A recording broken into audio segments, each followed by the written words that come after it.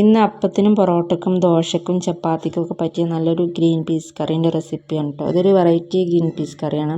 ഇതൊരു 10 മിനിറ്റിനുള്ളിൽ തന്നെ നമുക്ക് ഉണ്ടാക്കിയെടുക്കാം. ടേസ്റ്റ് ആണെങ്കിൽ നല്ല അടിപൊളി ടേസ്റ്റാണ്.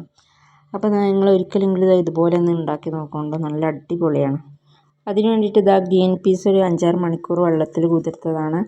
പിന്നെ ഒരു 2 മീഡിയം സൈസ് പൊട്ടാറ്റോ, 2 തക്കാളി, പിന്നെ പച്ചമുളക്, 2 പച്ചമുളക്, ഉപ്പ്, മഞ്ഞൾപ്പൊടി വളരെ കുറച്ചൊരു 1/4 ടീസ്പൂൺ മഞ്ഞൾപ്പൊടി ഇട്ടാൽ മതി കേട്ടോ. പിന്നെ കുറച്ച് വെള്ളം ഒഴിച്ചിട്ട് നന്നായിട്ട് വേവിച്ചെടുക്കുക. അപ്പോൾ അതെല്ലാം കൂടിയിട്ട് നന്നായിട്ട് വെന്ത് ഒരു പാകത്തിന് വേവായിട്ടുണ്ട്. ഇനി ഇതിലേക്ക് കുറച്ച് തേങ്ങാപ്പാൽ ഒഴിച്ച് കൊടുക്കുക. തേങ്ങാപ്പാൽ ഒഴിച്ച് കൊടുത്തിട്ട് നമ്മളിതിലെ പൊട്ടാറ്റോ നന്നായിട്ടൊന്ന് ഉടച്ച് കൊടുക്കണം. അപ്പോഴാണ് ഈ കറിക്ക് നല്ലൊരു കൊഴുപ്പും നല്ല ടേസ്റ്റും കൊടുക്കും. അപ്പോൾ ഒരു ഇത് വെച്ചിട്ട്, ഒരു ഫോർക്ക് വെച്ചിട്ടോ അല്ലെങ്കിൽ ഒരു വിസ്ക് വെച്ചിട്ടോ നന്നായിട്ടൊന്ന് ഉടച്ച് കൊടുക്കുക. പിന്നെ നമ്മൾ സാധാരണ ചെയ്യണ പോലെ കടുക് പൊട്ടിച്ച് കൊടുക്കുക. കടുക് പൊട്ടിക്കണ സമയത്ത് കുറച്ച് ചെറിയ ഉള്ളിയും കുറച്ച് വെളുത്തുള്ളിയും കൂടി മൂപ്പിച്ചിട്ട് കൊടുക്കുക.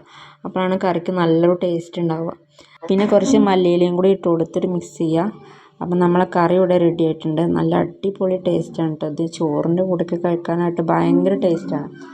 അപ്പോൾ നിങ്ങൾ ഇതുപോലെ ഒന്ന് ഉണ്ടാക്കി നോക്കുക, എന്നിട്ട് ഫീഡ്ബാക്ക് അറിയിക്കുക.